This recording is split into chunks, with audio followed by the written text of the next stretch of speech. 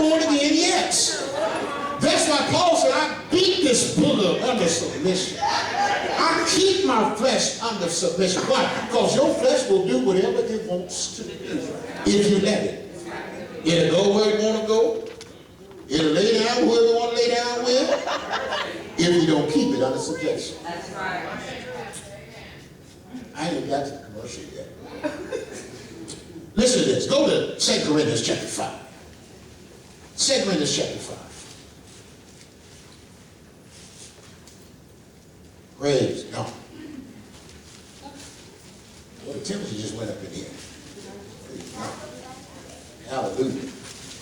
Man, I'm enjoying teaching this. I can already tell this is going to be good. I can already tell. This is going to be, back in the day, this is going to be groovy. Amen. This is going to be good. Praise God. See, some of y'all need to come up to this altar because when I started naming some of them names, some of y'all started having flashbacks. I saw one hand go up to when I said Manhattan, I saw somebody go, oh, that was my group. See, back in the day, you could listen to that stuff and still be wholesome. But nowadays, the stuff they call music.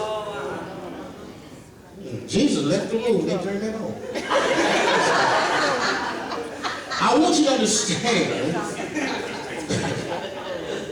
I want you to understand that being a new creation, I want you to understand what it means to to be born again.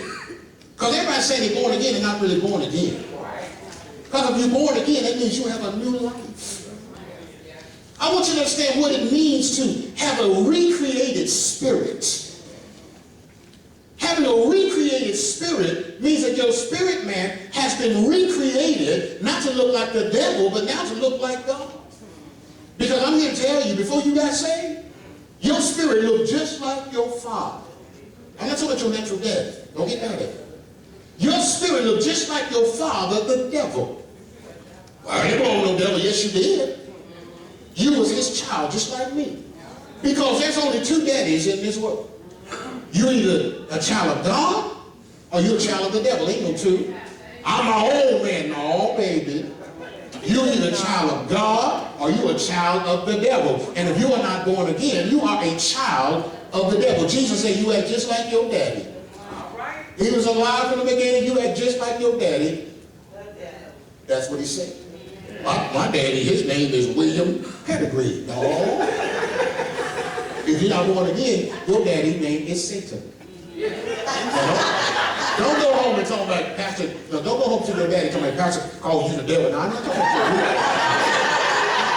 I'm talking about if you are not born again, you are a child of the devil. That's the Bible. So I want you to understand what it means to have a recreated spirit.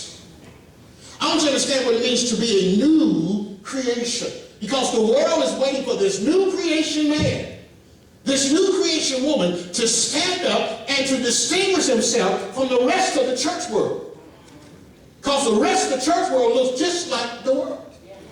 Can't tell them different, can't tell them apart. And I'm here to tell you there is a difference between holy and profane. There is a difference between the true church of Jesus Christ and what we so-called church. That anything goes, it doesn't matter, anything goes. No, there is a difference. And the real sons and daughters of God are going to rise up and say, listen, you can look at us because this is what Jesus looks like.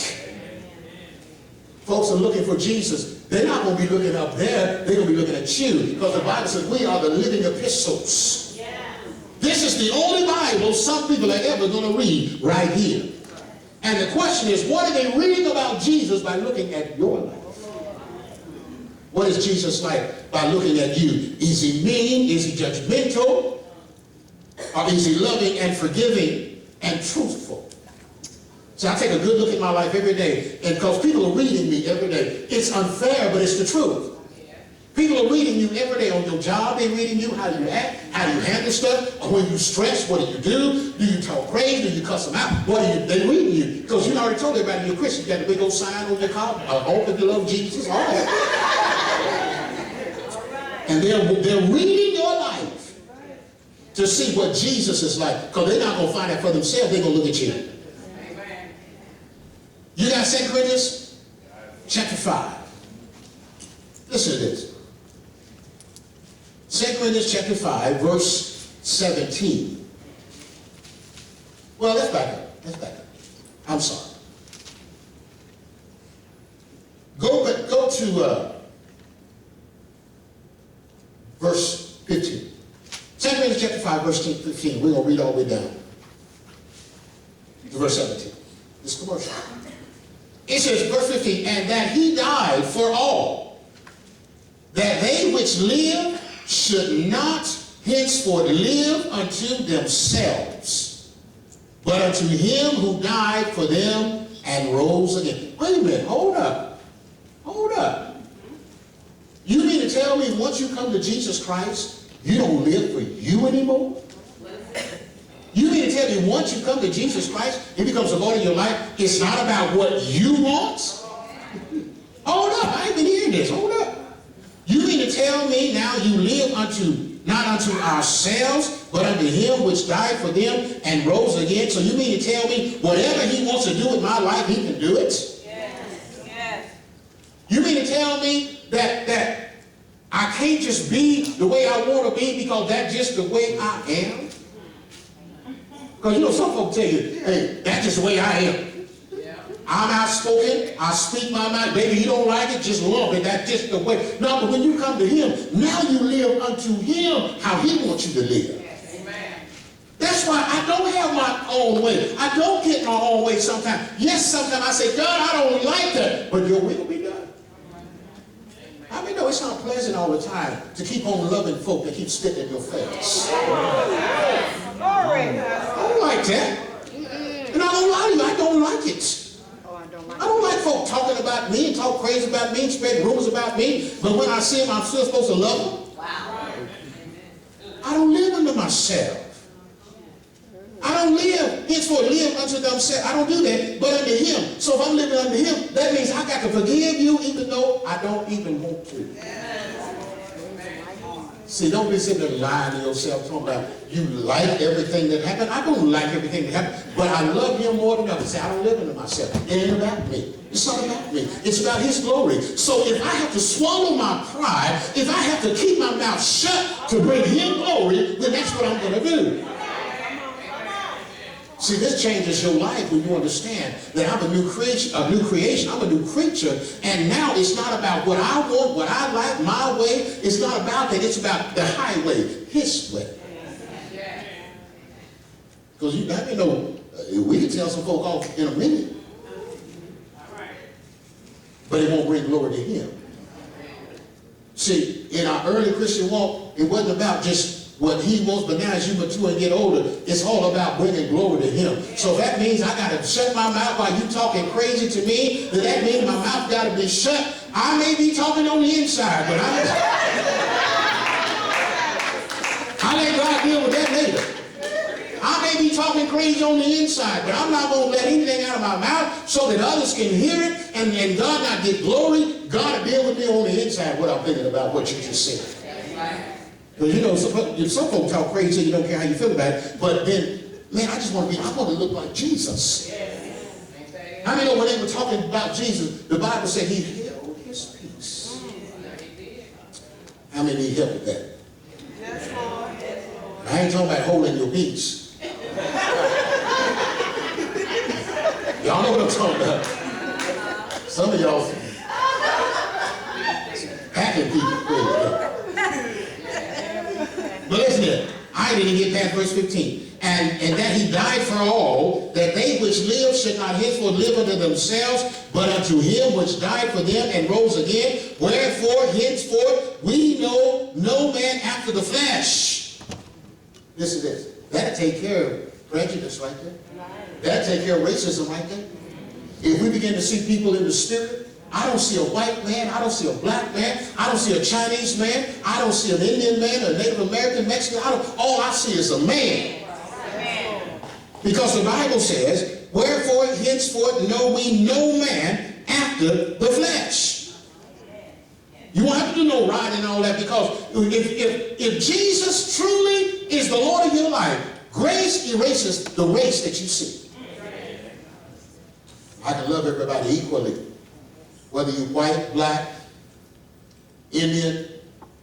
I was talking to a young lady in the bank the other day, and I called her Native American, and she looked at me, she said, I'm Indian. Right. Excuse me? This ain't gonna mess up my account, is it? She said, don't call me Native American, I'm Indian. I said, well, okay. Call me soul brother.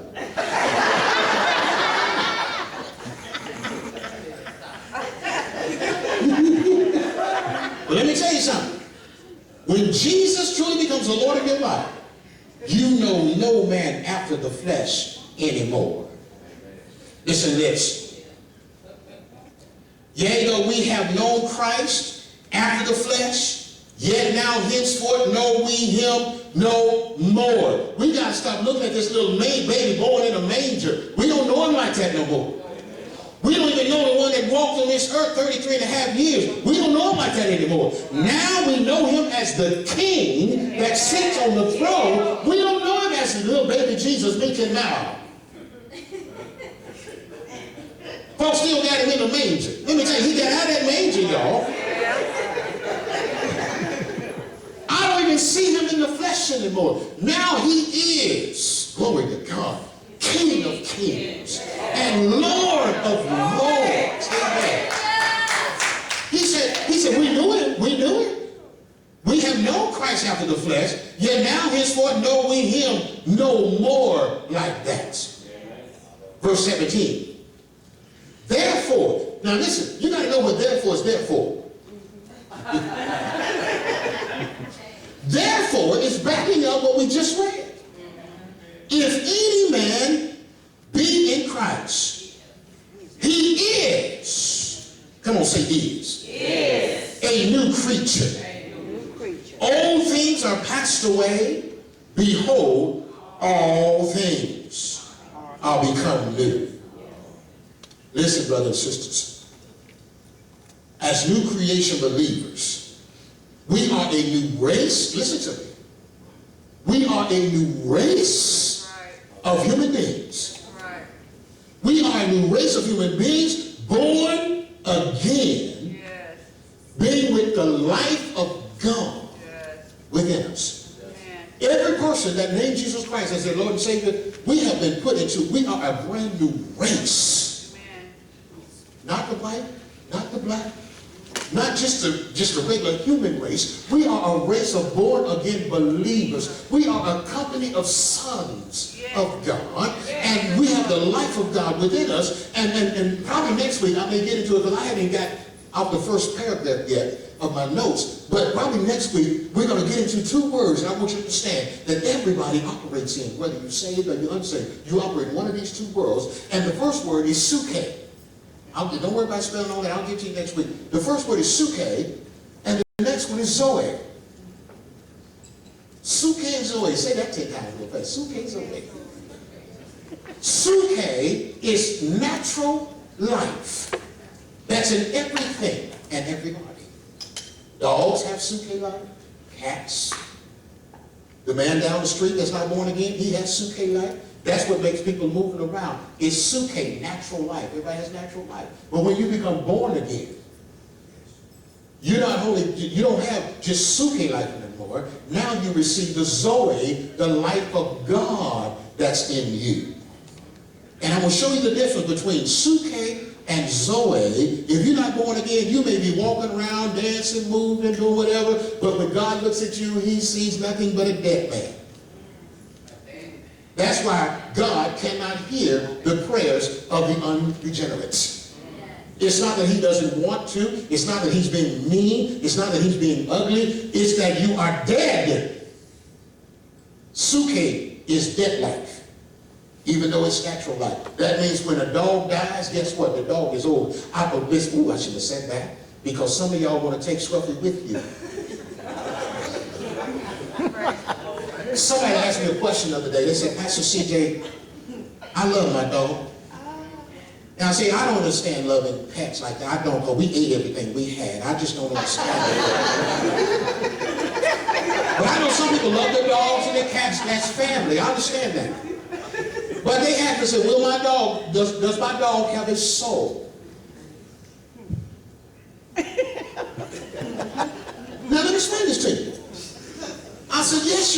soul. Because what is your soul? Your soul is your mind, your will, and your emotions. Don't you? So, does your dog have a mind? Does your dog have a will? I'm not going to do it. No. Does your dog have emotions? Does your dog have emotions when you come home? Is it happy to see you? See, now I can understand that part about having a dog. Because no matter what kind of day you have, you can come with an ugly attitude, that dog will be happy to see you. Human beings ain't like that. You come home with an ugly attitude, they're not going to be happy to see you. But that dog is going to be happy. Did y'all see that on YouTube? The little dog saw his owner just dancing, just happy. That's the emotion. That's the soul of that dog. But here's the difference between a dog's soul and an animal soul and a human being's soul. Can I teach you something? The dog's soul is tied to his body. So when the body dies, the soul of that dog dies. It ain't going to heaven. Will there be animals in heaven? Probably. There's living creatures, the Bible talks about. Maybe some look like Scruffy in heaven. I don't know. But that soul is tied to the body. Here's the difference. Your soul is tied to your spirit. So when you die, your soul goes where your spirit goes. But when that dog dies, that dog's body, that soul dies with that dog. The mind, the will, emotions, everything dies with that dog. Because the dog cannot be born again. And the dog does not have a recreated spirit like you do. So the person, they didn't like that too much, but I told them, I said, listen, there's going to be joy in heaven. You probably won't even think about Scruffy once you get there. Because I know I ain't. But listen to this. We're going to close with this commercial.